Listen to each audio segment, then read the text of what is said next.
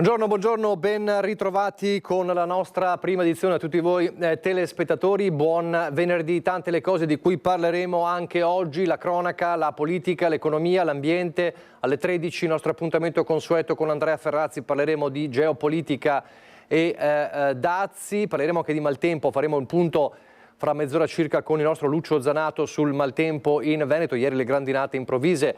L'allerta è fino a domani. La cronaca però si impone subito e partiamo da Treviso, una Treviso che si è svegliata con la bruttissima notizia della morte del comandante della polizia locale di Treviso, Andrea Gallo. Aveva soltanto 54 anni, una notizia che ha colpito evidentemente la città e Casugana. Andrea Gallo non era solo il comandante della polizia locale di Treviso, insomma era presente tante volte anche nelle nostre reti, insomma nella sua Antenna 3 per ricordare l'importanza della sicurezza stradale, sto pensando per esempio a questo, ma anche della sicurezza in città, insomma un volto molto conosciuto, e quindi la notizia è arrivata a Casugana, e a Casugana oggi molto dolore. Davanti al municipio si trova il nostro Christian Arboit. Buongiorno Christian, insieme a Tommaso Migotto. Buongiorno Nicola, a te e a tutti i telespettatori di Antenna 3. Ci troviamo davanti a Casugana dove ieri sera nella tarda serata è calato il gelo, la tragica notizia della scomparsa della comandante della polizia locale Andrea Gallo, che lavorava per il comune di Treviso dal 2019. Da circa 2 anni e mezzo Andrea Gallo era malato, un tumore particolarmente grave contro cui ha combattuto fino all'ultimo. Ieri sera un malore che si è rivelato fatale. Proprio in queste ore Gallo doveva partire per qualche giorno di svago per la Sicilia, quindi è stato un malore improvviso all'interno di un percorso molto duro contro appunto il tumore che lo aveva colpito ancora nel 2022.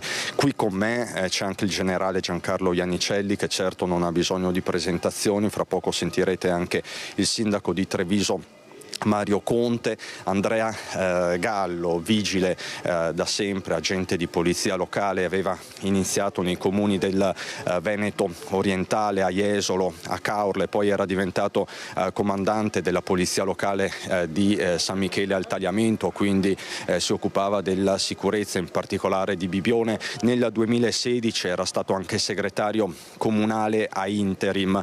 Non solo, Andrea Gallo aveva molte passioni, la passione per il calcio, era stato arbitro a livello nazionale e poi ancora giornalista per 10 anni, iscritto all'ordine dei pubblicisti. Insomma una grave perdita per la città di Treviso. Ma se sei d'accordo Nicola, partirei con le parole, con il ricordo commosso del sindaco Mario Conte. Sindaco, sono ore difficili queste per Casugana, per lei in primo luogo. Sì, una notizia che non avremmo mai voluto dare. Andrea stava combattendo come un leone contro una malattia che era riuscito in modo straordinario a tenere a bada, però evidentemente il fisico poi ha ceduto con altre criticità, in questo caso con il cuore. Però ci ha insegnato tanto, sia da un punto di vista professionale che da un punto di vista umano, proprio anche nel periodo della malattia, dove ci ha dimostrato che la sua voglia di vivere superava ogni difficoltà, e credo che questo debba essere uno spunto di riflessione per tutti noi quando ci arrabbiamo, litighiamo. Insomma, la vita è molto più importante, il valore della vita va custodito, preservato, e dobbiamo lottare per tenercela stretta, esattamente come ha fatto il comandante Gallo. Ci mancherà tanto, mancherà da un punto di vista proprio del suo ruolo di comandante, ma mancherà anche da un punto di vista umano. Lo dicevo prima, non era soltanto un dipendente del comune di Treviso, il comandante della polizia locale, per me era diventato un punto di riferimento e un amico, e quindi perdo davvero tanto. però ci lascia tanto e quindi custodiamo dentro di noi quei valori, quella correttezza, quella serietà, quella credibilità, quella cortesia, quella disponibilità, quello spirito di servizio che hanno caratterizzato il suo operare quotidiano. La richiesta dell'ultimo saluto in divisa testimonia l'amore per il comando della polizia locale, l'amore per la città di Treviso e per i trevigiani, e quindi noi adesso ovviamente sentiremo anche le volontà della famiglia, ci stringiamo attorno al loro dolore, però per noi è una grande perdita, ma allo stesso tempo è una grande ricchezza valoriale che ci portiamo dentro. Ringrazio il comando della polizia locale, le donne e gli uomini che indossano la divisa, che stamattina ho voluto incontrare nelle primissime ore della giornata, proprio perché dobbiamo superare la fase del dolore e agire con quei valori che lui ha saputo trasmetterci, però grazie anche alla presenza del nostro vicecomandante Patrick Antonello, che tra l'altro è una persona dalla sensibilità straordinaria, lo dico davvero pubblicamente. Terremo alto l'onore del nostro comandante, lavorando per il bene della nostra comunità con più determinazione di prima, proprio come il comandante Gallo avrebbe voluto. Di quella divisa era molto orgoglioso. Sì, è una divisa che aveva tatuata nel cuore, del ruolo, la comunità, cioè lui serviva la comunità trevigiana con amore totale, e devo dire che poi i risultati si sono visti e l'affetto che sta ricevendo in queste ore ne sono la testimonianza, quindi io posso solo che ringraziarlo per quanto ha fatto con la divisa e quanto sta ancora facendo senza divisa, perché poi i valori che ti trasmette continuerà a trasmetterli, però grandi insegnamenti di vita. La vita è bella e bisogna lottare per tenersela, esattamente come ha fatto il comandante Andrea Gallo. E quella divisa il comandante Andrea Gallo indosserà anche per l'ultimo saluto. Nelle prossime ore saranno fissati i funerali probabilmente a San Donà di Piave, ma anche Casugana è in attesa delle decisioni della famiglia. Il comandante Gallo lascia una madre e una sorella e lascia, lo avete sentito, una comunità davvero attonita. Generale Iannicelli, è stato una figura di riferimento. Ma certo, tutta l'amministrazione comunale in lutto sincero, affettuoso. D'altronde avete avuto modo pure voi vedere questa mattina il clima che si respira all'interno del municipio. C'è un dispiacere totale, ripeto, di questa morte improvvisa, pur in una malattia che andava avanti da diverso tempo. Che dire del comandante Gallo? Ha saputo interpretare come dire, la trasformazione della polizia locale, quindi ha creato un clima giusto in una comunità delicata come quella della polizia locale. I cittadini si aspettano sempre più da questa polizia locale, i compiti sono cambiati e quindi è difficile gestire questo cambiamento, e lui l'ha gestito, ripeto, con professionalità, con altruismo, con generosità, avvalendosi anche di collaboratori ottimi, ma i collaboratori, voglio dire, li crea pure il comandante. Qualche fatto, e intanto c'è Patrick Antonello che è veramente un ultimo vicecomandante, ma che, come dire, ha preso il posto di un altro storico vicecomandante che è Aurelio Valenti, perché accenno a Valerio, all'amico Valerio, Aurelio Valenti, perché pur finendo la sua attività era rimasto in contatto. Ecco, quando in una comunità così numerosa come quello del corpo di polizia si creano questi rapporti che vanno oltre al rapporto professionale, vuol dire che hai lavorato bene. Bene, Aurelio ancora seguiva il comandante, lo seguiva in modo affettuoso, tant'è vero che pur da mesi è andato via, dovevano, proprio per distrarre il comandante Gallo, lo portava in Sicilia, sua terra d'origine, perché dice viene lì qualche giorno e si distrae.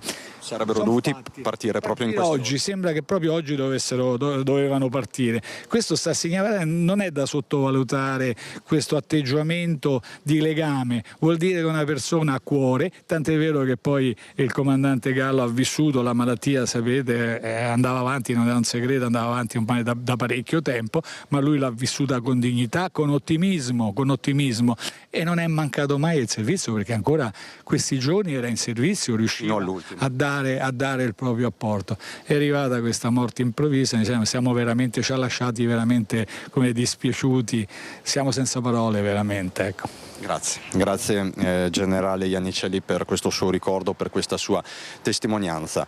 Resteremo in attesa, ecco, vedi Nicola, c'è anche il sindaco Mario Conte, ma non lo vogliamo disturbare ulteriormente, avete già sentito le sue parole. Per il momento da Casugana è tutto, Nicola ti restituisco la linea. Grazie a Cristian Arboit, grazie anche ai tuoi ospiti. Un punto focale dell'attività del comandante Andrea Gallo a Treviso da sempre non era soltanto la sicurezza stradale, ma anche la questione della sicurezza in città, la lotta alle baby gang, e di questo parliamo adesso invece con Anna Maria Parisi da Spinea, perché c'è l'ennesimo caso di ragazzine che pestano una coetanea, poi si filmano anche, perché poi lo scopo terribile è sempre quello poi di farsi vedere, di mostrare questo video sui social. È successo a fine febbraio a Spinea, la nostra Anna Maria Parisi è con il sindaco. Buongiorno Anna Maria.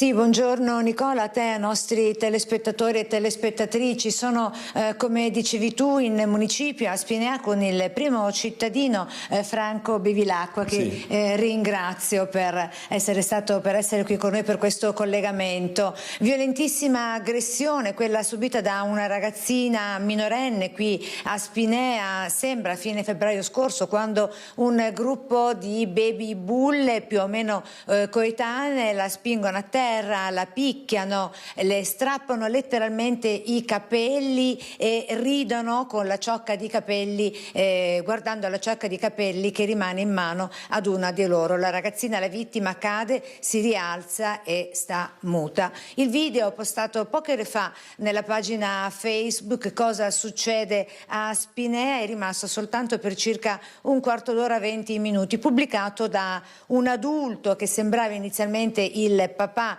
della ragazzina, invece si tratta di un genitore che, entrato in possesso del video, ha voluto renderlo pubblico, ma c'erano visibili i visi, le facce delle ragazzine, tutte minorenni. Un episodio che non si capisce se sia lo stesso di quanto avvenuto a fine febbraio scorso, ovvero il 22 dicembre scorso, di cui noi abbiamo documentato con servizio, con una lite, si parlava all'epoca tra ragazzini, ma qui, sindaco, si tratta di una aggressione pura. Sì, certamente si tratta di un'aggressione pura, grave, però è anche l'unico episodio di cui noi siamo a conoscenza, anche con le forze dell'ordine che stanno seguendo questi episodi.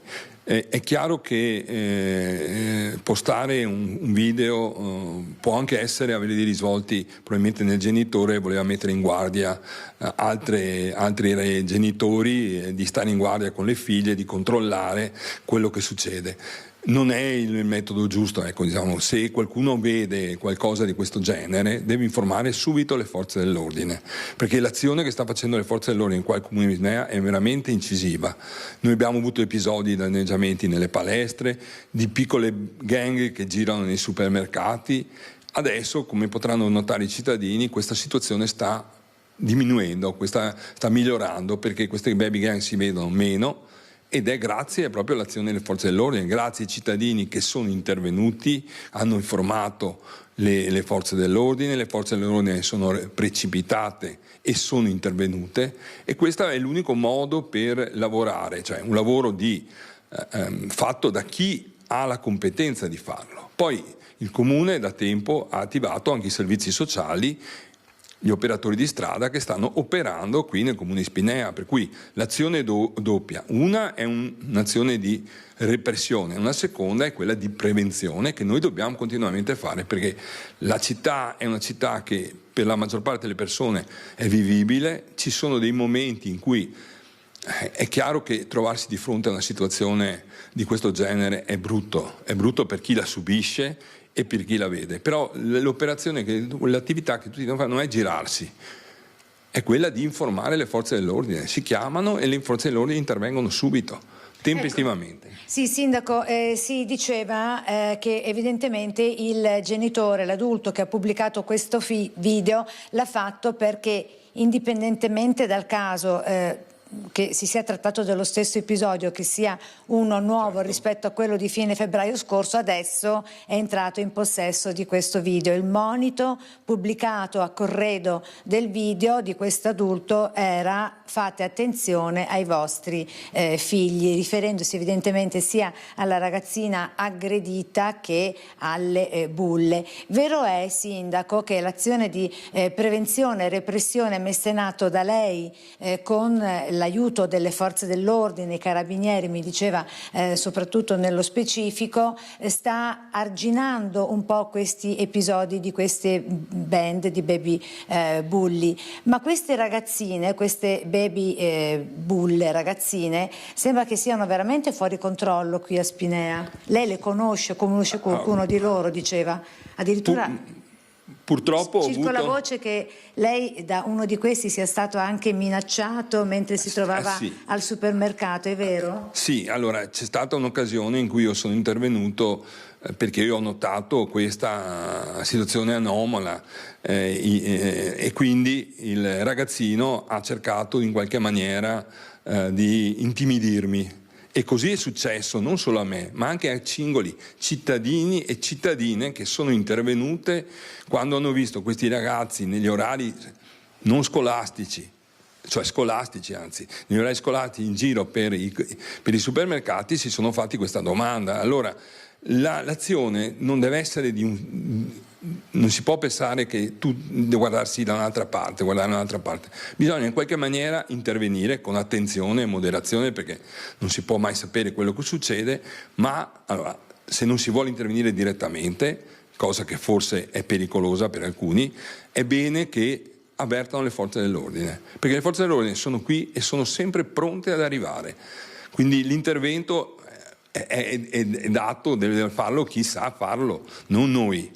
Noi possiamo magari segnalare, intervenire, cercare di moderare gli animi, perché in certe situazioni magari basta anche una parola detta bene, magari la situazione si tranquillizza, insomma, non è che dobbiamo generare che ogni cosa è una rissa, non è una rissa, può darsi che delle volte ci sono solo delle discussioni verbali, chiamiamo, che si possono anche calmare, ecco. Quindi Grazie Sindaco. Allora con questo appello del Sindaco di Spinea intervenite, non giratevi dall'altra parte, ma segnalate ogni strano episodio, soprattutto questi di aggressione ai danni di ragazzini e minorenni alle forze dell'ordine. Con il Sindaco di Spinea Franco Bevilacqua e le immagini di Sandro Ponchio ti restituisco la linea a San Biagio. Grazie Anna Maria Parisi. Prima di andare a parlare di lupi fra poco da Vanessa Banzato, restiamo però in tema di sicurezza con 2 DASPO scattati a Vicenza per scambio di droga a Campomarzo.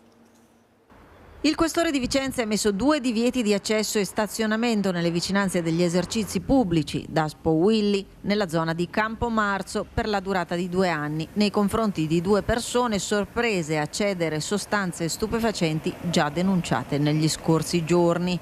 In particolare, a seguito di un controllo per il contrasto allo spaccio a Campomarzo, gli agenti dell'unità NOS della Polizia Locale di Vicenza hanno individuato un uomo che si era incontrato con un altro e si erano poi nascosti dietro una macchina parcheggiata con fare sospetto per scambiare qualcosa.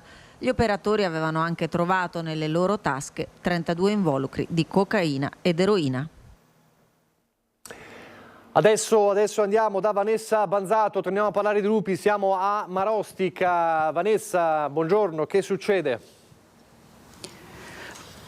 Buongiorno a te Nicola e a tutte le persone che ci stanno seguendo. Succede che a Marsan, che è una frazione di Marostica, sono ritornati i lupi, sono stati avvistati tra l'altro poche ore fa, quindi in pieno giorno, che si aggiravano nei campi alle nostre spalle. Con me Walter Fontana, che è un macellaio che ha l'attività proprio qui a Marsan, e il sindaco di Marostica Matteo Mozzo. Inizio subito con Fontana perché immagino ci sia tanta preoccupazione. Sì, la preoccupazione è tanta perché ce li abbiamo proprio qui a ridosso delle case, dei negozi e c'è la possibilità che saltino anche dentro, scavalchino una rete qualsiasi per predare i nostri animali, e con il pericolo anche per l'uomo, chiaro. Sì, perché lei ha anche dei cani, degli animali d'affezione, insomma animali che stanno in casa ma stanno anche all'esterno, c'è il rischio per loro. Sì, ormai chi è che non ce li ha? Qui dietro ai campi nostri o negli argini tutti vanno a camminare con il proprio cane, e il rischio c'è, perché se il lupo prende un cagnolino o qualcosa, il pericolo c'è anche per l'uomo. Per l'uomo, ma soprattutto pericolo per i bambini. Sì, per i bambini ancora di più, perché la cosa che potrebbe fare un bambino distinto è prendere in braccio il proprio cane per salvarlo, quando potrebbe essere un pericolo maggiore. Senta, lei ha la macelleria proprio qui, è particolarmente preoccupato proprio per la sua attività, che potrebbe attirare maggiormente il lupo?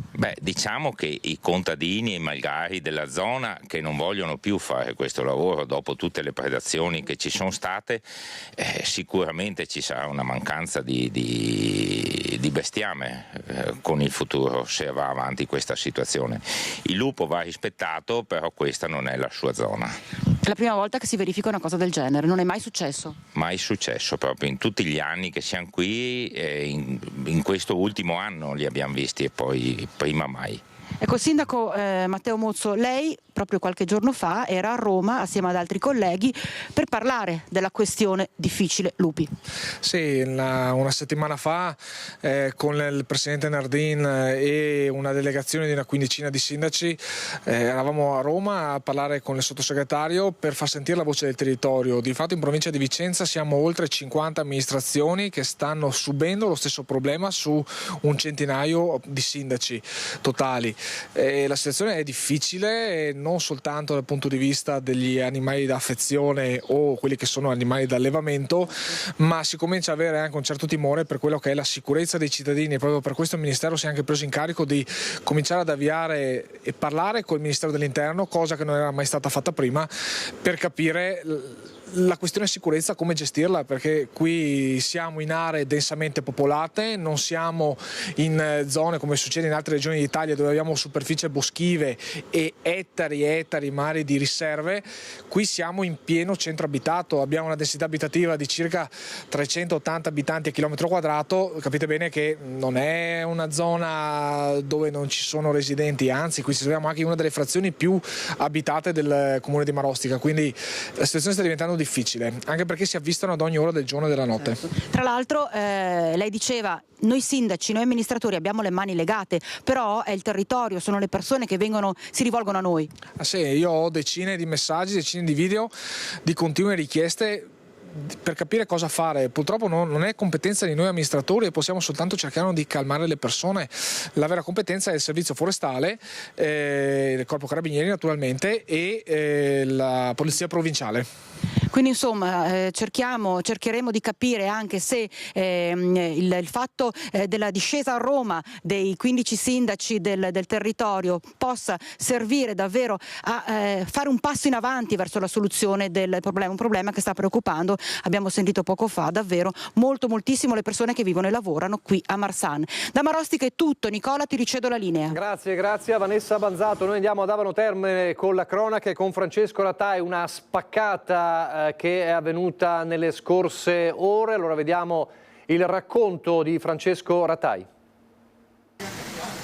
Siamo ad Abano Terme davanti al Jockey's Bar, un bar tabacchi nel centro della città termale. Come potete vedere dalle immagini, questa notte alle 5 dei malviventi con un furgoncino hanno sfondato la vetrata, mandandola completamente in frantumi, distruggendo tutta la cornice anche della vetrata.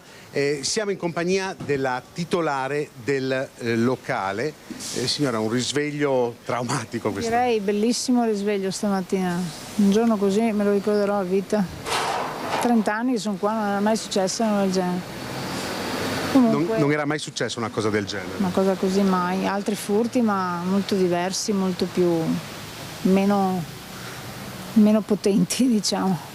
Ecco, cosa hanno portato via? Soldi, sì, gratta e vinci. però il danno è il problema più grosso, più che il bottino è magro rispetto a quello al danno. Il danno effettivamente, come si può vedere anche dalle immagini, è notevole. Vedete, la lamiera è andata completamente distrutta, il vetro è oramai entrato in tutto il bar. Voi avevate dei sistemi di sicurezza? Sì, due allarmi con videocamere e tutto, ma in 3 minuti fanno la spaccata e il danno lo fa in 1 minuto.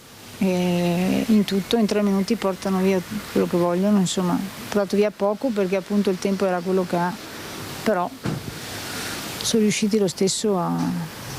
Ecco, resta tanta amarezza.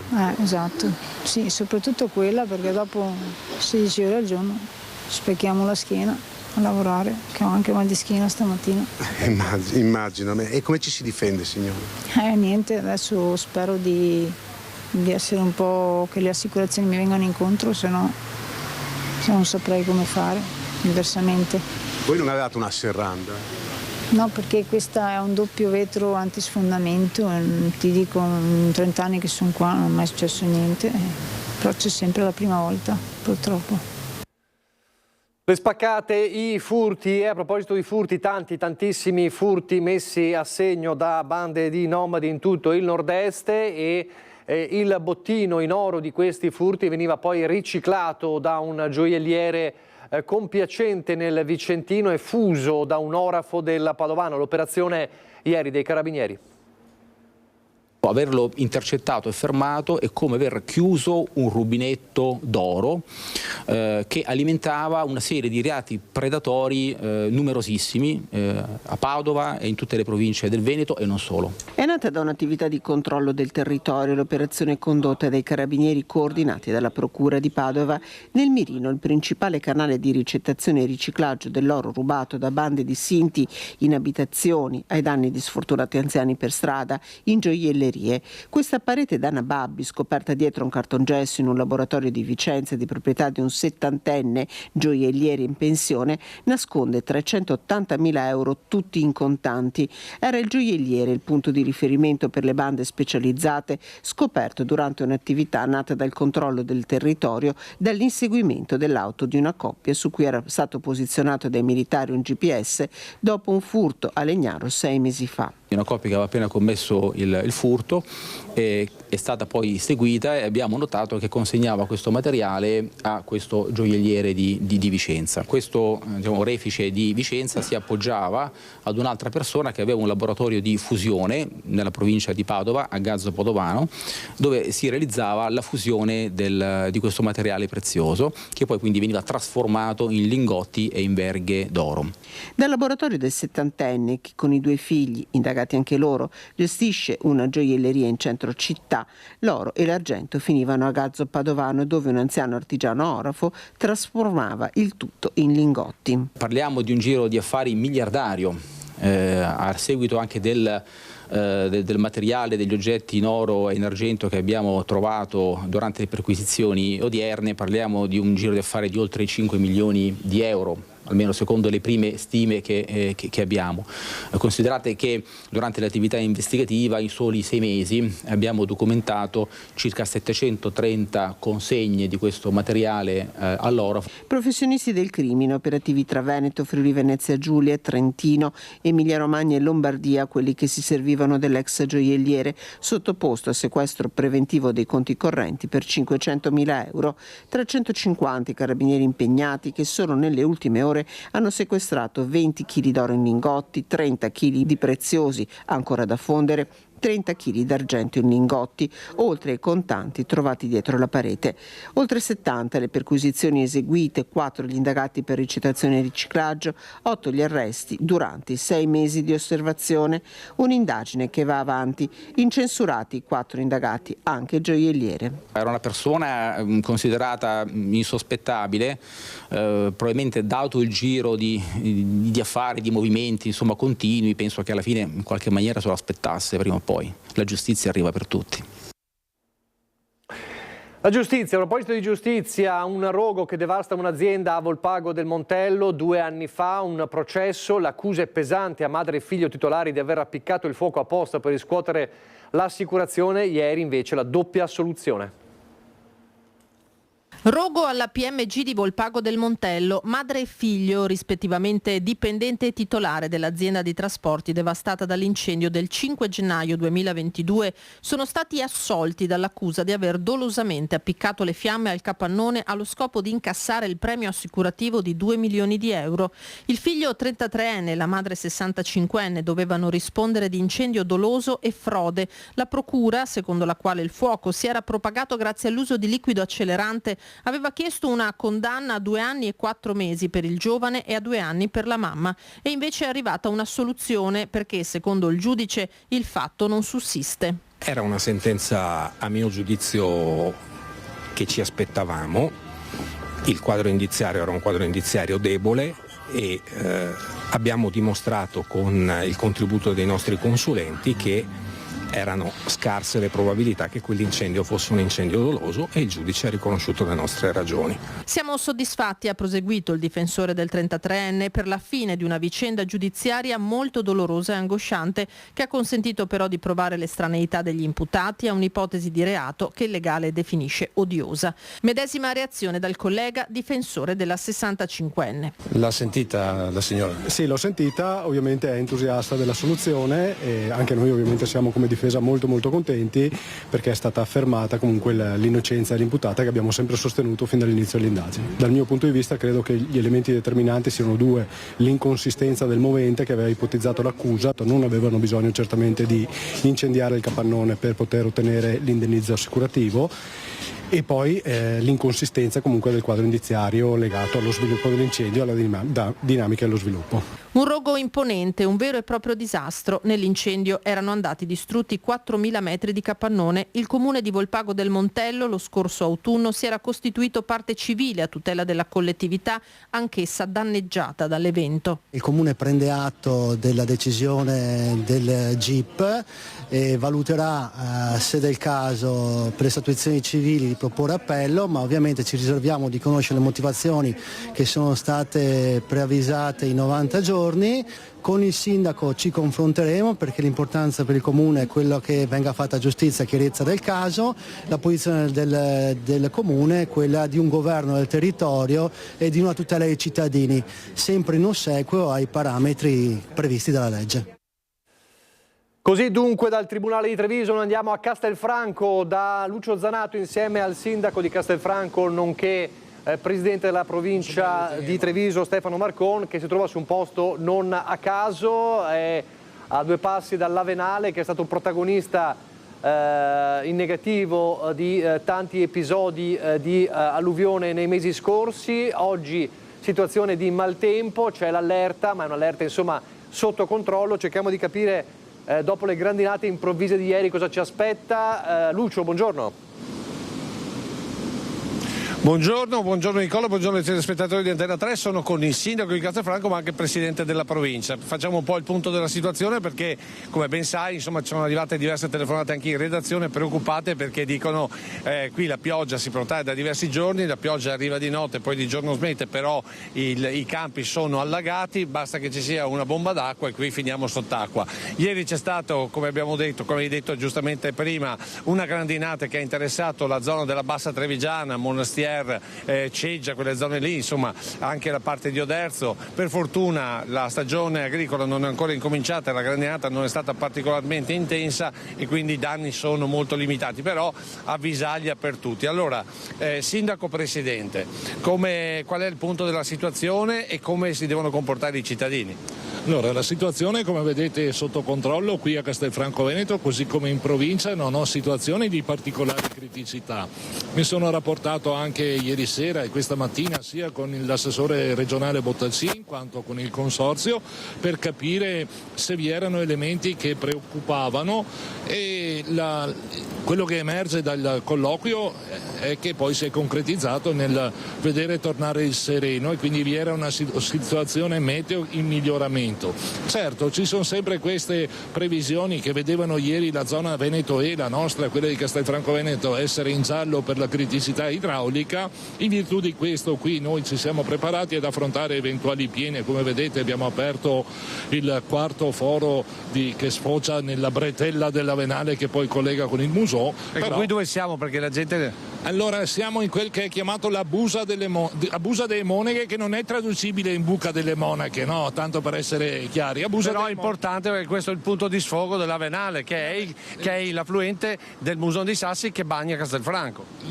Castelfranco è bagnata ad est dal Musone e a ovest dal Musone e a est dall'Avenale, si congiungono a valle di Castelfranco Veneto, e quindi questo è un nodo fondamentale, uno snodo fondamentale per garantire la sicurezza anche a monte del centro storico. Ribadisco, la situazione è monitorata, avevo fatto il punto questa mattina con il dirigente alla protezione civile e il referente alla protezione civile nel caso in cui il meteo fosse andato in peggioramento, e quindi saremo stati pronti ad attivare eventuali procedure di allertamento, ma insomma non c'è stato il caso. Voglio rasserenare, se mi è consentito, i cittadini che la situazione è costantemente monitorata. Nel momento in cui venissero delle situazioni critiche agiremo nelle modalità previste, con le comunicazioni, con il coinvolgimento, però insomma oggi sta andando bene, e i lavori fatti dal Consorzio, dal Comune stesso, di ripristino di fossati piuttosto che pulizia, piuttosto che questo infrastrutturale che scarica 3.500 litri al secondo a pieno regime, quindi dà una certa marginalità in più, con il clima che sta cambiando, e sono cose abbastanza note, ma sempre qua sul pezzo, vigili. Ecco, devo dire che qui si vede acqua che viene giù parecchia, quindi vuol dire che insomma sta scaricando, ed è importante che vada a valle. Sì, certo, ma come vediamo il livello anche nel fossato è in completa sicurezza e a regime, non ci sono problemi ad oggi. Ecco, ricordiamo anche che anche il Mose si è alzato anche stanotte, quindi vuol dire che c'è una situazione di attenzione anche in laguna, e vi posso anticipare che abbiamo sentito il generale Giancarlo Iannicelli, il quale ci ha preannunciato che nella nottata e prime ore del prossimo di sabato mattina ci sarà un peggioramento e anche abbastanza intenso, quindi immagino che voi oggi pomeriggio comunque abbiate un punto di confronto con l'assessore regionale. Normalmente alle 14 esce il CFD, il bollettino, vedremo. Cos'è il CF? Il centro funzionale del Dipartimento, dove fanno le previsioni meteo e classificano i vari rischi nei territori del Veneto, e quindi vedremo se ci saranno situazioni evidenziate come pericolose, quello che normalmente e banalmente viene evidenziato con i colori verde, giallo, arancione e rosso. Poi tra l'altro lei domani fa anche un'esercitazione di protezione civile, giusto? E quindi sarà doppiamente pronto. Stiamo facendo un corso base di volontari e di protezione civile, al quale partecipo anche io. Mi auguro di non doverlo fare nella veste da sindaco, ma continuare a farlo come volontario di protezione civile. Comunque sarete pronti nel caso di emergenza? Siamo sempre pronti.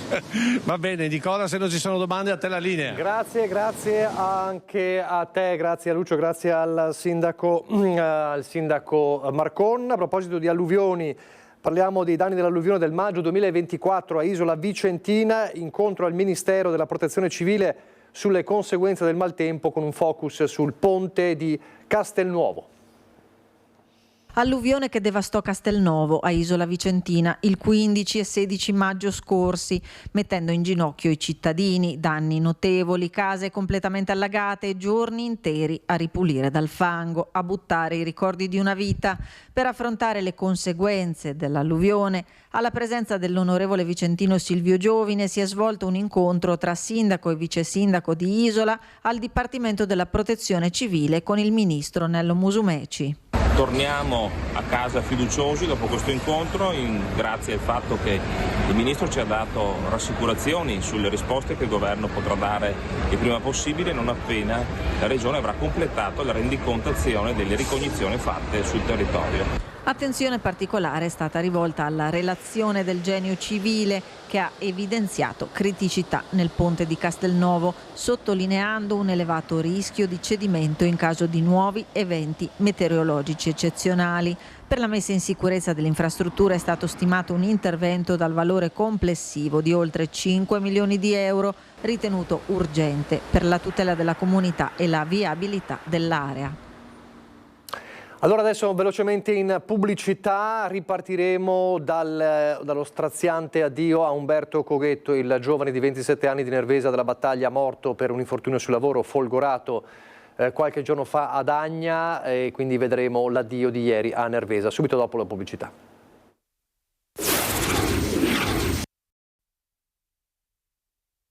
Ciao fratellone, abbiamo avuto poco tempo per conoscerci davvero,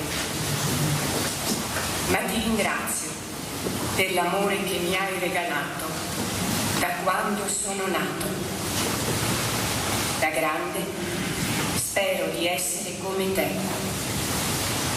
Per me, da oggi, tu sei il mio angelo custode. Ti voglio un mondo di bene. Alessandra.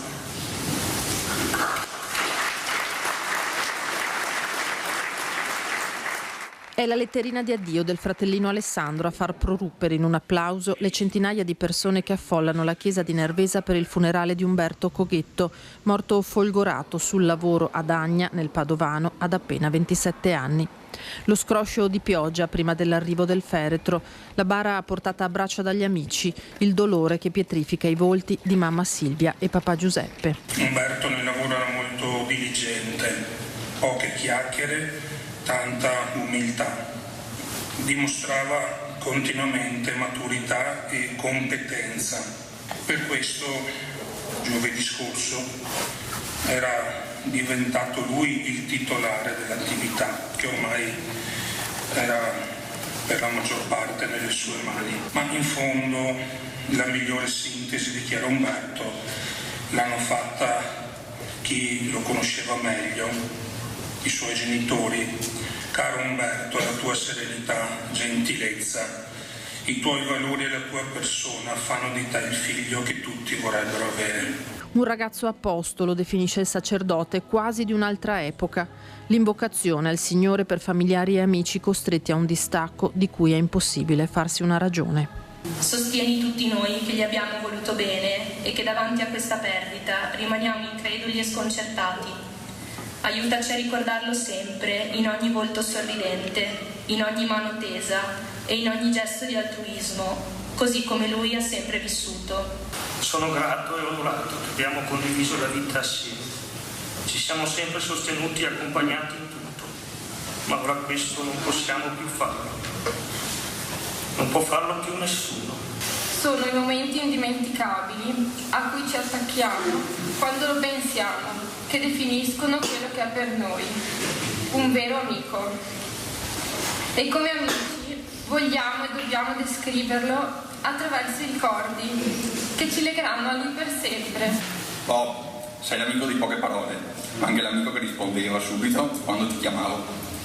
Sei l'amico a cui asciugavo la fronte durante le nostre serate. Sei l'amico del bignè alla crema della Maria.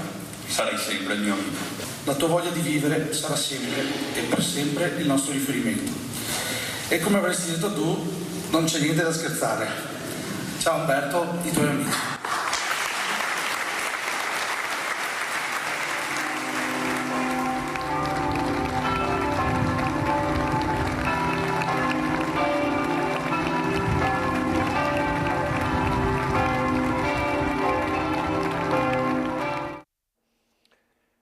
Così siamo ritornati in diretta,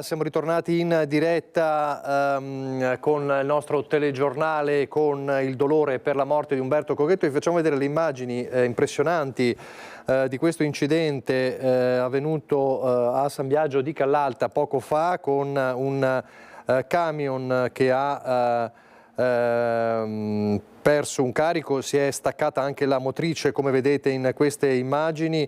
Da quello che sappiamo, adesso vi faccio vedere altre foto, da quello che sappiamo il conducente ferito, ma non è in pericolo di vita, ma dovremo accertarcene ulteriormente. Questa è un'altra impressionante immagine dell'incidente che è avvenuto proprio a San Biagio di Callalta, e lo vedete con un camion coinvolto. Cercheremo di essere più precisi fra poco, se riusciremo poi anche ad avere di rientro il nostro Christian Arboit per un flash su questo incidente avvenuto a San Biagio. Intanto c'è stata ieri sera, lo sapete, l'abbiamo raccontato in diretta, un incidente grave ed è ancora in gravi condizioni, una cinquantenne albanese di Follina, che è stata travolta proprio a Follina in via Circonvallazione da un'auto, da una Fiat Tipo condotta da un 59enne che forse a causa anche del manto stradale scivoloso l'ha investita.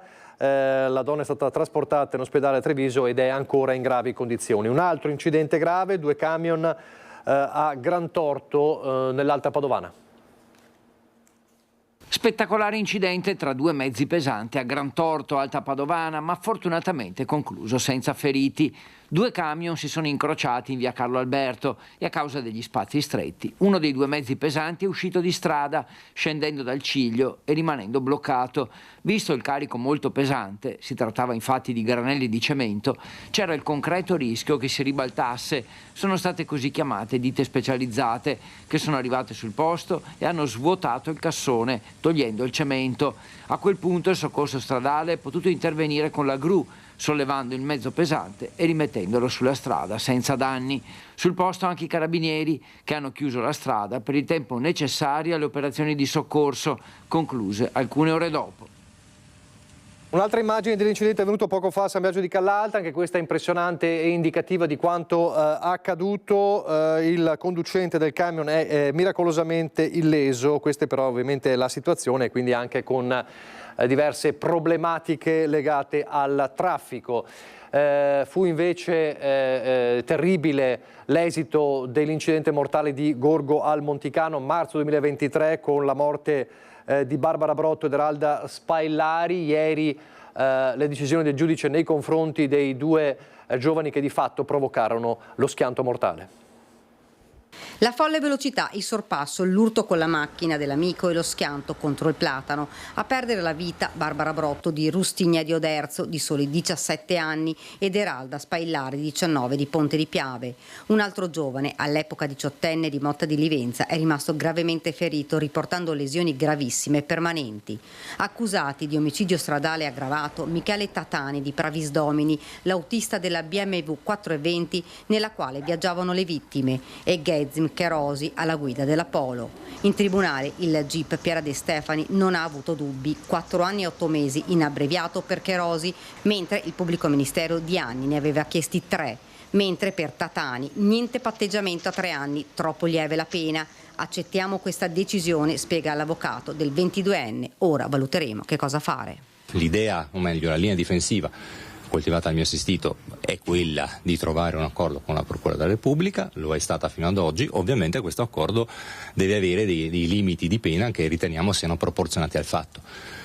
Ad oggi il pensiero di una pena che sia superiore ai 4 anni non è un pensiero che ci sfiora, ovviamente. Il fascicolo ora è passato nelle mani del GUP, che dovrà riassegnare il caso. Poi, il 15 aprile, ci sarà la nuova udienza. Non era congrua la pena patteggiata. Per quali motivi? Non possiamo saperlo, continua il difensore di Tatani. Lo sappiamo, certo, ci sono 2 vittime, c'è un ragazzo che è rimasto in coma vegetativo, questo lo sappiamo benissimo. Però rimane che l'accordo che avevamo trovato a nostro avviso era congruo, non solo a nostro avviso, c'era un consenso della Procura della Repubblica, quindi tutto sommato diciamo era un accordo che prevedeva, lo sapete anche voi, una pena non sospesa, quindi avere a che fare con l'esecuzione della pena, cosa che ritenevamo in un certo senso anche adeguata al fatto.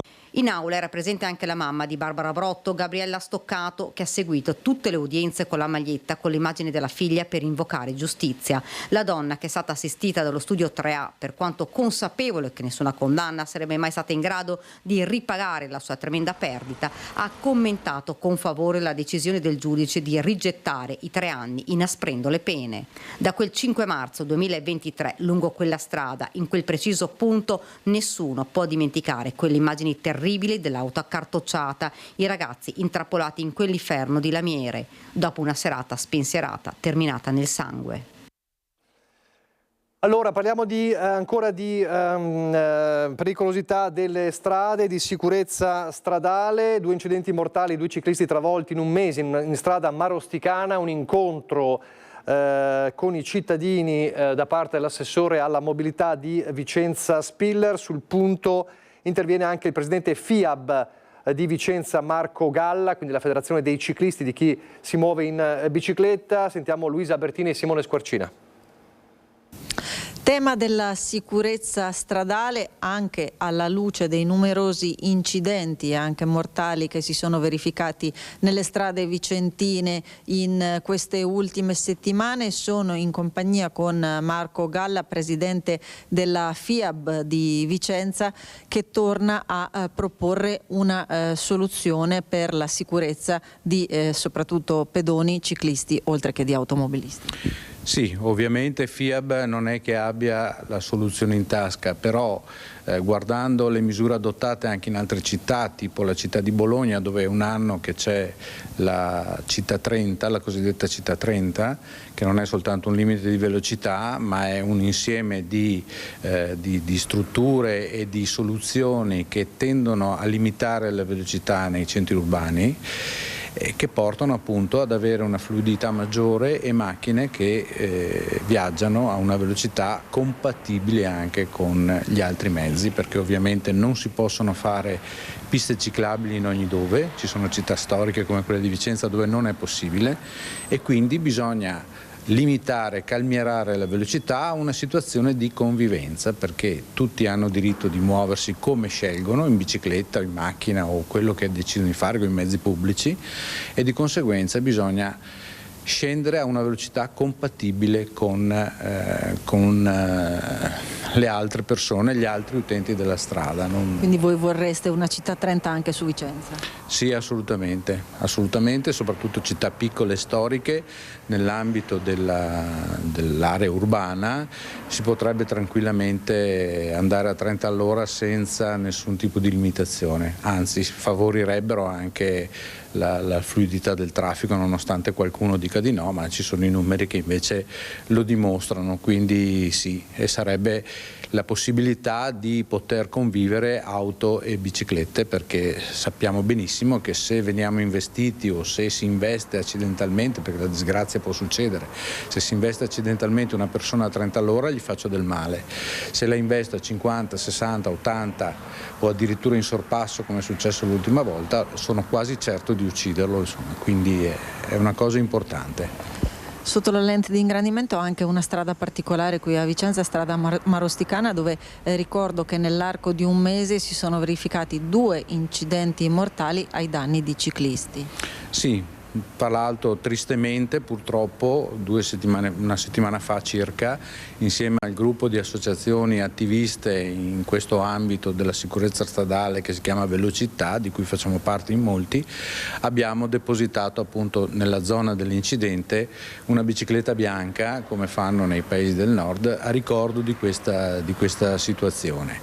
È un punto, lì addirittura era proprio in corrispondenza di una strettoia che era stata fatta per rallentare le macchine, e la fatalità ha voluto che nella strettoia si trovasse la persona in macchina e la persona in bicicletta, che sono state entrate in collisione con esiti chiaramente disastrosi. Insomma. È una strada urbana quella, perché ci sono esercizi pubblici, ci sono abitazioni, e quindi è molto importante essere cauti nell'andare in macchina, e invece è presa come un'autostrada anche lì. Ecco, questo l'invito del presidente FIAB che abbiamo sentito insieme. Grazie per essere stato con noi. Prego.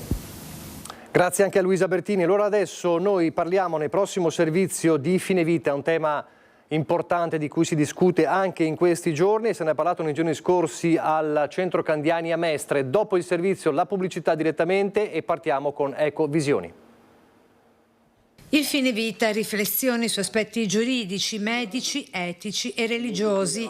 Se ne è parlato al Candiani a Mestre nel convegno organizzato nei giorni scorsi da Progetto Comune. Noi abbiamo voluto creare questa occasione di informazione esaustiva, completa, perché abbiamo coinvolto 3 persone dei 3 ambiti che si occupano, diciamo, di questa materia, quindi la materia giuridica, la materia religiosa e la materia medica. E quindi oggi stiamo facendo questo incontro pubblico molto, e la sala dimostra che è molto apprezzato, proprio per capire tutti questi vari aspetti e far prendere coscienza alle persone in modo tecnico, in modo importante di che cosa stiamo parlando, e anche poi magari, se si troveranno in questa situazione, di poter operare una scelta consapevole. Argomento di grande attualità con tra gli ospiti il dottor Giovanni Poles, medico palliativista, e don Corrado Cannizzaro, docente di teologia morale. Negli enti pubblici, nei partiti organizzano poi degli incontri informativi di questo genere, quindi informarsi senza ideologie e sentire con il cuore, ascoltare con il cuore e con l'intelligenza, e poi stare a vedere che cosa succederà, perché nessuno sa che cosa succederà a ognuno di noi nel futuro.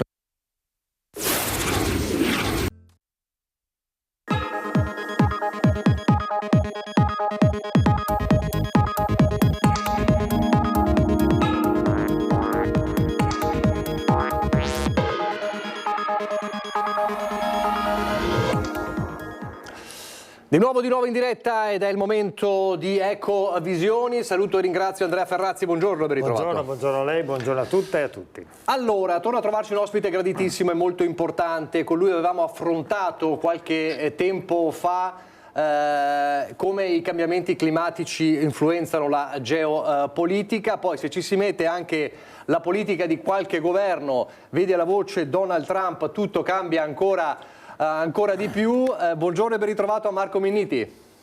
Buongiorno a voi. Non occorre che ve lo presento, insomma, sapete tutti, è stato ministro, sottosegretario, insomma tantissimi ruoli, molto esperto di queste faccende, nonché presidente della fondazione Medor, che, lo ricordo, all'interno, nasce per iniziativa di Leonardo nel 2021 con l'obiettivo di promuovere attività culturali, di ricerca e formazione scientifica al fine di rafforzare gli scambi, i legami, i rapporti internazionali tra l'Italia e i paesi del Mediterraneo. E quindi chi meglio di lui ci può raccontare, e partiamo proprio da lei ovviamente, Minniti, cosa sta cambiando e come cambia lo scenario, la politica davvero inquietante per certi versi, o comunque molto particolare, di Donald Trump. Qualche giorno fa l'ho visto in un'intervista nella quale diceva: con Trump siamo sul filo del rasoio. Cosa intendeva dire, Minniti? No, nel senso che obiettivamente tutto si può dire tranne che Trump non stia praticando quello che aveva ampiamente preannunciato in campagna elettorale, tra l'altro incoraggiato anche dall'esito del voto. Tuttavia quello che Trump sta mettendo in campo è un unilateralismo abbastanza radicale, e che tuttavia sta producendo delle reazioni che si stanno muovendo, potremmo così definire, a specchio. Stamane sul New York Times, un importante giornale americano, forse il più importante di tutti, c'era un articolo in cui diceva l'effetto Trump su altre parti del mondo, e cioè tutti quelli che Trump attacca improvvisamente diventano popolarissimi nei loro paesi. È successo per esempio in Groenlandia. Trump ha avanzato l'ipotesi che la Groenlandia potesse diventare uno Stato americano. Improvvisamente coloro che erano per l'indipendenza radicale della Groenlandia hanno avuto un successo elettorale pazzesco. La Groenlandia, tra virgolette, non ha alcuna intenzione di entrare nell'orbita degli Stati Uniti. È successa la stessa cosa in Canada. Soltanto qualche settimana fa il primo ministro uscente, Justin Trudeau, si è presentato di fronte alle telecamere ed era effettivamente emozionato e commosso.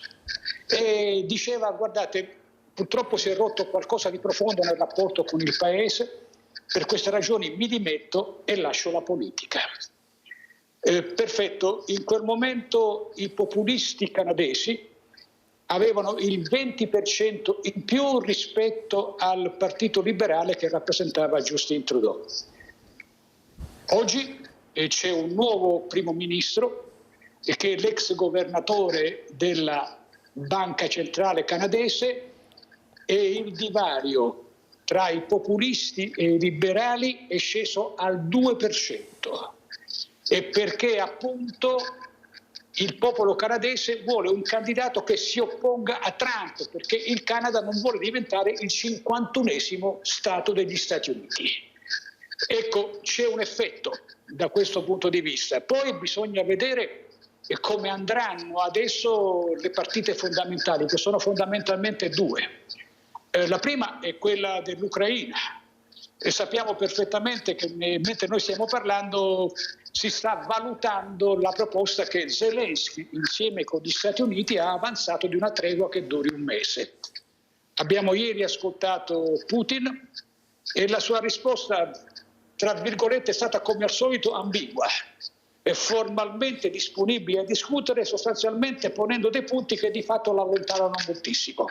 Anche perché Putin in questo momento sta guidando una offensiva militare, avanti ieri si è messo la mimetica, per cacciare gli ucraini dal saliente di Kursk e metterli in una condizione di non poter nemmeno trattare da posizioni, non dico di forza, ma di posizioni che abbiano un minimo di cittadinanza. Vedremo come andrà a finire. E naturalmente Trump ha espresso parole di fuoco prima su Putin, dicendo se non guarderà con attenzione, non accetterà la proposta di tregua, la risposta degli Stati Uniti sarà durissima. Ieri, dopo le risposte ambigue, Trump ha detto che la risposta è interessante ma non sufficiente. Vedremo come andrà a finire. In Medio Oriente Trump ha fatto una settimana fa una dichiarazione durissima su Hamas, dicendo o Hamas libera immediatamente gli ostaggi oppure per Hamas sarà un inferno. Aveva dato anche una deadline, la deadline era il sabato di 2 settimane fa. Non è stato liberato nessun ostaggio, è finita che Trump ha mandato un inviato speciale della presidenza americana a trattare direttamente con Hamas, sapendo che fino ad ora nessun paese aveva mai trattato direttamente con Hamas. E c'erano state sempre delle interlocuzioni molto complicate, spesso mediate da un paese arabo, in questo caso il Qatar o l'Egitto. In questo caso c'è stato un contatto diretto tra Stati Uniti e Hamas, e sappiamo perfettamente che Hamas è un'organizzazione terroristica. E tuttavia un risultato Trump l'ha ottenuto, perché l'inviato speciale americano non è andato a discutere di tutti gli ostaggi, è andato a discutere soltanto degli ostaggi di nazionalità americana. E oggi Hamas ha dato il via libera alla liberazione dell'unico ostaggio di nazionalità americana, israelo-americana, ancora vivo. E probabilmente accanto a questa persona viva ci saranno anche i 4 corpi di altri 4 ostaggi. Tutto questo naturalmente per noi è una buona notizia, perché ogni ostaggio che viene liberato è una buona notizia. Naturalmente non è una notizia, tra virgolette, così tranquillizzante per Netanyahu e per Israele, e che ha visto e che si è visto scavalcato nella trattativa. Appunto, gli Stati Uniti, presi da questo principio dell'unilateralismo spinto, trattano con tutti, magari dimostrando insieme bastone e carota, e con l'idea che il bastone deve essere sempre più visto rispetto alla carota. Ecco, per intenderci, siamo sulle montagne russe, ecco, allora, si sale e si scende, dobbiamo abituarci a vivere per un po' di tempo, penso anche per un certo periodo di tempo, sulle montagne russe. È questo il concetto, perché con una politica così particolare, con dichiarazioni smentite, controdichiarazioni, i dazi sì, i dazi no, i dazi forse, i dazi di nuovo, lo scenario, gli equilibri, cioè una politica internazionale, la geopolitica si fonda sugli equilibri, cambia tutto, cioè davvero un nuovo modo di interpretare la politica e la geopolitica, cioè dovremmo fare i conti con questo?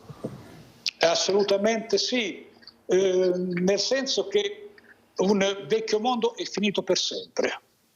Io considero l'elezione di Trump, tra l'altro con un risultato significativamente maggioritario tra il voto popolare. Vede, nel 2016 Trump aveva vinto le elezioni, ma le aveva vinte per pochissimo, soprattutto nei cosiddetti stati che ballano, i swing states, e non aveva avuto la maggioranza assoluta del voto degli americani.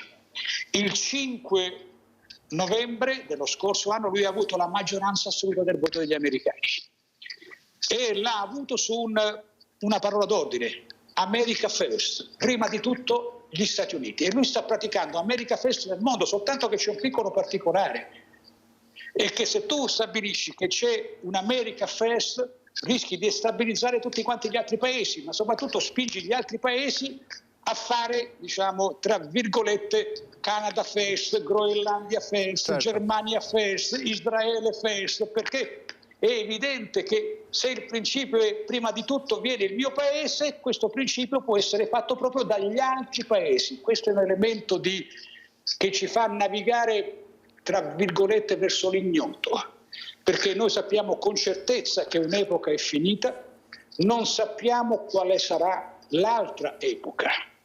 E siamo nel momento in cui, come diceva Antonio Gramsci, un vecchio assetto appare definitivamente finito e tuttavia non si intravede ancora un nuovo assetto. Per questo, in questo momento è importante contare su un riferimento molto forte per noi Italia, che si chiama Europa.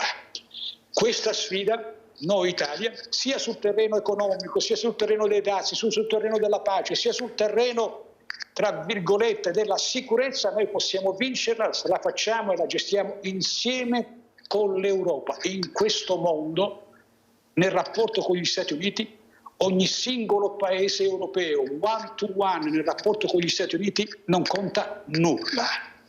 L'unico punto che può rappresentare un contrappeso, un elemento di dialettica forte e, se vogliamo, anche un freno, può essere soltanto quello di un continente, l'Europa, certo, che oggi ha bisogno di passare da una fase, appunto quella dell'Unione Europea con tutti i ritardi, i limiti e le contraddizioni, ad un'Europa che scelga ed investa su una nuova sovranità.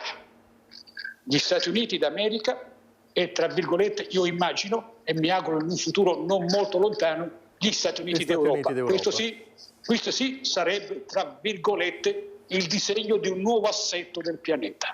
E l'equilibrio ritornerebbe. Allora, i risvolti economici, non solo politici, anche se la guerra chiaramente ha i suoi impatti economici. Quando parliamo di decisionismo, no? Si parla di decisionismo, mi viene in mente Reagan, decisionismo reaganiano.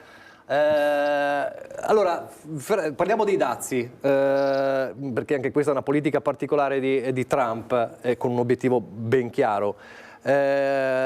È una rivisitazione del reaganesimo sui dazi, come la pensava Reagan? No, è esattamente l'opposto. La politica dei dazi è la politica della guerra commerciale, no? E Reagan diceva esattamente l'opposto, e chi immagina che Trump stia seguendo le orme di Reagan per riportare ai grandi fasti della nazione sbaglia, perché è esattamente il contrario. Anzi, guardi, mi fa venire in mente, Reagan proprio si era più volte espresso contro i dazi, sottolineando due cose importanti. La prima è quella che un po' adesso citava Marco Minniti, cioè la politica dei dazi scatena le ritorsioni degli altri paesi, ed è esattamente quello che sta avvenendo. Ritorsioni direttamente sui dazi e ritorsioni nel rafforzamento politico, appunto, di tutti quelli che Trump attacca. Sta avvenendo, lo diceva già Minniti, per molti paesi. Ci aggiungo il Messico. Il Messico è stato bombardato mediaticamente da Trump e sta reagendo, e la Presidente del Messico, vista fino a un mese fa come ballerina assolutamente debole, invece è diventata una stella nazionale. E quindi scatena una guerra, e la domanda vera: ma conviene agli Stati Uniti? Cioè, questa politica che sta facendo Trump anche dal punto di vista commerciale, siamo così convinti che convenga agli Stati Uniti? Io non ne sono per nulla convinto, e si potrebbe approfondire questa questione. Ma poi Reagan aggiungeva un'altra cosa: una politica dei dazi, cioè una politica fortemente protezionistica nei confronti dell'economia americana. Diceva, è una politica che blocca lo sviluppo della ricerca, blocca lo sviluppo industriale del paese, perché sono perché le aziende si sentirebbero, appunto, diceva Reagan, protette dai dazi, protette da questo muro alzato nei confronti dei paesi stranieri, e quindi aggiungeva sarebbe una politica che distrugge l'economia nazionale dal punto di vista industriale e del lavoro, e diceva non dobbiamo assolutamente ricalcare gli errori degli anni 30. Guarda caso è molto simile al ragionamento che ha fatto Mattarella e che ribadisce anche in questi giorni. Però intanto i dazi ci sono, e allora in Europa come si sta reagendo su questo dal suo punto di vista? Come c'è sbilanciamento nella bilancia commerciale, com'è la situazione e quali sono le ricadute? Perché ci sono già, ovviamente. Ma uno sbilanciamento c'è nella bilancia commerciale, cioè l'Europa esporta nei confronti degli Stati Uniti più di quanto importa, ma non certamente con i numeri che dice Trump. Tutte le agenzie che fanno l'analisi appunto sul fact-checking mentre Trump parla dimostrano in maniera, diciamo, drammaticamente evidente quante balle racconta Trump quando parla, anche quando parla in maniera ufficiale alla nazione e anche quando parla agli altri paesi. Questo è un problemino.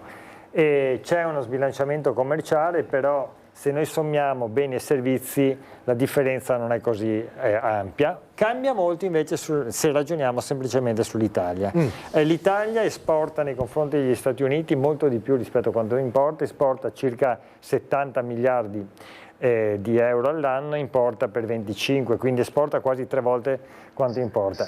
È di ogni evidenza che chiunque in una logica di questo tipo, in un'evidenza di questo tipo, difende Trump e i suoi dazi, è contro gli interessi italiani, è contro gli interessi delle imprese, è contro gli interessi per esempio anche delle imprese venete. Ieri Trump ha minacciato i produttori di vini italiani, immagino i produttori del Prosecco come si sentono in questo momento, di alzare dazi al 200% nei confronti appunto delle importazioni per lui degli vini italiani. Ora, è veramente una logica pericolosa, è una logica che incattivisce il mondo, è una politica che divide il mondo ed è una politica che io temo non abbia molto di razionale. Cioè, quello che a me preoccupa molto, c'è una strategia di Trump dietro tutto questo? Oppure è solamente una tattica commerciale portata alla politica? Oppure quanto c'è accanto a questo anche una dimensione di un ego, proprio di una manifestazione della prepotenza, che si può permettere addirittura di contraddire se stesso continuamente, dicendo delle cose poi negandole, che è una forma, diciamo, di racconto della propria potenza. Posso permettermi di dire e disfare, attaccare e tornare indietro, di una cosa e smentirla, perché io sono il padrone del mondo. Ecco, è un problemino. Ecco, Minniti, è così? Cioè, dove va la politica di Trump commerciale, così aggressiva? C'è una strategia secondo lei o davvero c'è questo elemento anche di personalismo che magari non viene raccontato perché si pensa che in realtà ci sia uno scopo commerciale, ma invece poi le cose magari sono più semplici di quello che si pensa, semplicemente è un egocentrico al potere? Ma vede, dietro gli atteggiamenti di Trump c'è una strategia comunicativa, e la strategia comunicativa per Trump e per la versione populista del Partito Repubblicano americano è tutto. Cioè, il messaggio che bisogna trasmettere è che si può arrivare ad un accordo, ma l'accordo è imposto. E c'è qualcuno che dirige tutto, e in questo caso è il Presidente degli Stati Uniti. Basta soltanto pensare a quello che è avvenuto qualche settimana fa allo Studio Vale, alla presenza del Presidente ucraino Zelensky. Lì si era pronti a firmare un accordo a cui gli Stati Uniti tenevano moltissimo, l'accordo sull'uso dei metalli delle terre rare. Dio sa quanto sono importanti i metalli delle terre rare per l'economia del mondo e in particolare per l'economia degli Stati Uniti, perché sono fondamentali per l'intelligenza artificiale, per le economie più sviluppate. E nel momento in cui si era pronti a firmare, era già fissata l'ora per firmare, prima si è dovuto fare un briefing con la stampa. E in quel briefing con la stampa bisognava dimostrare dal punto di vista comunicativo che erano gli Stati Uniti che stavano imponendo a Zelensky e all'Ucraina quell'accordo. Non era un rapporto tra pari, C'era qualcuno che aveva in mano lo scettro e c'era un altro che doveva ubbidire. Nonostante quel paese, l'Ucraina, fosse stato attaccato, occupato, avesse combattuto per la loro e la nostra libertà, lo sottolineo 100 volte, ed era stato aggredito dai russi. Ecco, l'idea è quello di far passare che c'è nel mondo un paese che dà il verso a tutto il mondo e quindi chiunque deve rapportarsi agli Stati Uniti e alla sua leadership, che in questo caso è Trump. Questa è la traduzione in volgare di America First. Tutto questo però sta creando un malessere dentro gli Stati Uniti, perché è evidente che una guerra commerciale con il mondo produce effetti anche sull'economia americana.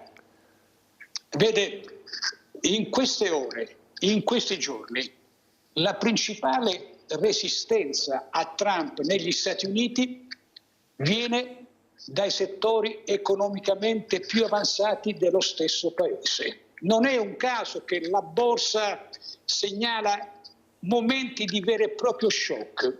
Non è un caso che proprio oggi, su un giornale che è molto importante per gli Stati Uniti e che rappresenta l'establishment economico-finanziaria degli Stati Uniti, che si chiama Wall Street Journal, c'erano in apertura di giornale due cose molto importanti. La prima, la foto del nuovo primo ministro canadese Carney vestito da operaio metalmeccanico, che diceva con grande chiarezza: noi resisteremo agli Stati Uniti. E poi subito dopo c'era un titolo: l'economia americana si interroga sulla politica di Trump. Crescono i malumori, anche se non tutti possono dirlo. Ecco, noi sappiamo perfettamente che questa politica rischia di dividere anche gli Stati Uniti, perché neanche gli Stati Uniti, che sono la prima potenza economica, militare del mondo, possono permettersi di vivere assediati in questo mondo. Mi sia consentita un'ultima battuta. Vede, noi stiamo discutendo moltissimo del Messico, della Groenlandia, del Canada, dell'Europa, della Russia, dell'Ucraina. C'è un solo paese di cui si parla pochissimo, si chiama Cina. Stavo arrivando a questo. Ecco, la Cina, tra virgolette, tenendo conto della sua storica impostazione, guarda prudente, ma se mi è consentito anche in qualche modo divertita. E perché pensa, tra virgolette, che si sta avverando quello che era il detto di Mao. Il detto di Mao era questo: c'è grande confusione sotto il cielo, vuol dire che per noi va tutto bene. Ferrazzi, è questo l'altro elemento, no? Perché si è parlato di cosa, il ruolo dell'anche superpotenza, il ruolo di un'Europa che dovrebbe riequilibrare insieme questo disequilibrio. Poi c'è la Cina, che per molti è il vero obiettivo poi di Trump. Ma la mia impressione è che Trump la stia rafforzando. La Cina è sorniona, ragiona sui tempi lunghi, millenari addirittura. La Cina è prudente, si muove sotto traccia in questi momenti. La Cina sta curando i propri interessi, sta ampliando la propria, diciamo, egemonia, soprattutto in alcune aree dal punto di vista politico, molto meno militare, moltissimo economico. E non sono così convinto che Trump, attaccando per esempio l'Europa in questo modo frontale, faccia gli interessi degli Stati Uniti. Perché vede, anche dal punto di vista tecnico-economico, nel momento in cui Trump dovesse alzare, cosa che sta facendo, le barriere commerciali nei nostri confronti, ma è di ogni evidenza che è il modo migliore per spingere i paesi europei a guardare appunto l'Oriente, a guardare la Cina in particolare, ma non solo la Cina, anche l'India. È interessantissimo vedere come pochi giorni fa la von der Leyen, accompagnata da un numero elevato di commissari europei, si è presentata a un paese come l'India, ma non da sola, accompagnata, la Commissione è andata in India e fa bene, perché l'Europa, nel cercare di rafforzare se stessa, io sono per gli Stati Uniti d'Europa da sempre, deve anche sviluppare una politica che non, di dialogo con tutto il mondo, che non può essere una politica atlantica, contro il patto atlantico, ma deve essere una politica che nel costruire, nel rafforzare un patto atlantico, sviluppa una propria autonomia, una propria forza, e questo certamente è uno degli elementi fondamentali. C'è chi pensa che l'alleanza con Putin, Minniti, sia un'alleanza, diciamo, di comodo proprio per togliere, per sottrarre alla Cina un alleato che è Putin. Penso che sia un'operazione molto difficile da realizzare. Primo perché Putin è un soggetto complicatissimo da controllare. Se qualcuno pensa di averlo in tasca, basta soltanto ricordare quello che è avvenuto più di 3 anni fa.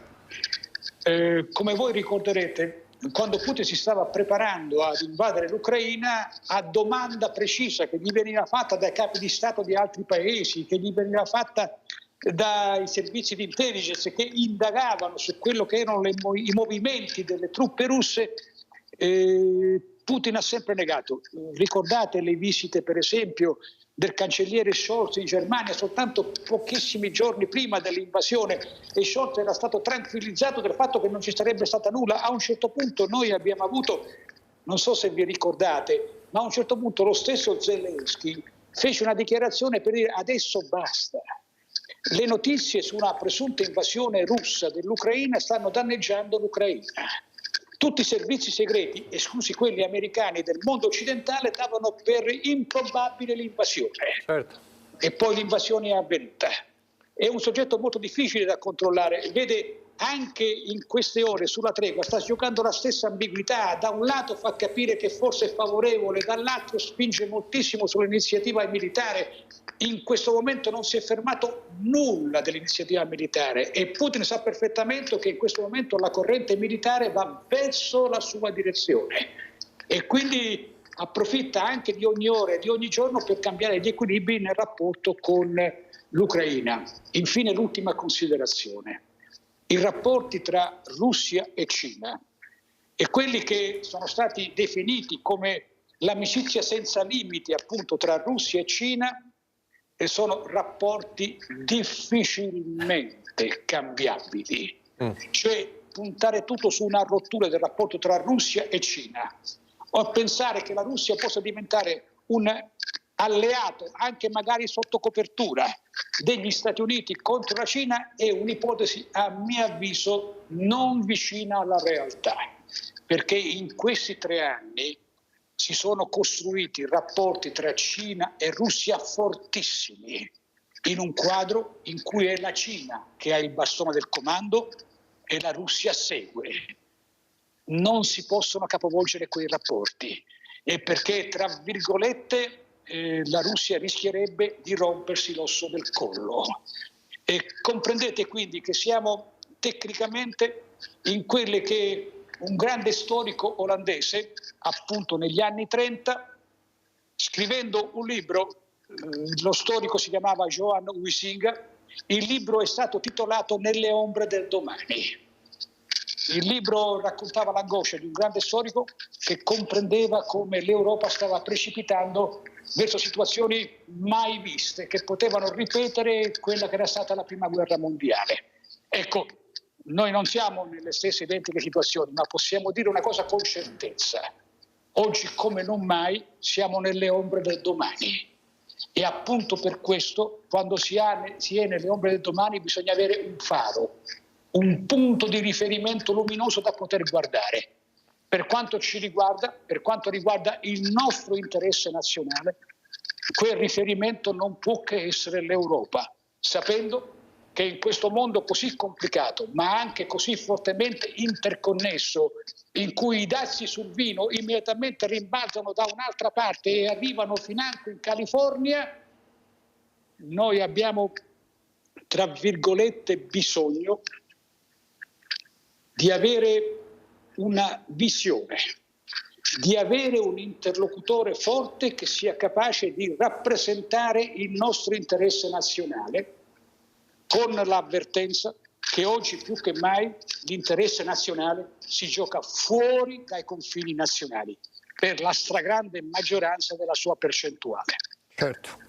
Ferrazzi, poi c'è un ultimo elemento, abbiamo poco tempo ma lo dobbiamo dire, della politica di Trump, che è strettamente legata anche alla sostenibilità, perché c'è tutto un settore, diciamo, della politica di Trump che riguarda la negazione dei cambiamenti climatici e una vera e propria guerra agli scienziati, senza precedenti, guerra alla scienza. Che sta succedendo? Beh, la guerra è la politica dello struzzo, di chi nasconde la testa sotto la sabbia sperando che così il leone non lo veda e non lo sbrani. Purtroppo non funziona così. Il cambiamento climatico purtroppo lo vediamo anche in questione per quello che sta succedendo a Firenze, quello che sta succedendo in Toscana, in Emilia Romagna. Ma è successo gli altri giorni in effetti questa rivolta, diciamo, degli scienziati, perché Trump sta smantellando tutto il sistema di ricerca sul clima, ma non solamente sul clima, ma addirittura ha vietato la pubblicazione dei dati sull'inquinamento climatico, sull'inquinamento atmosferico delle città.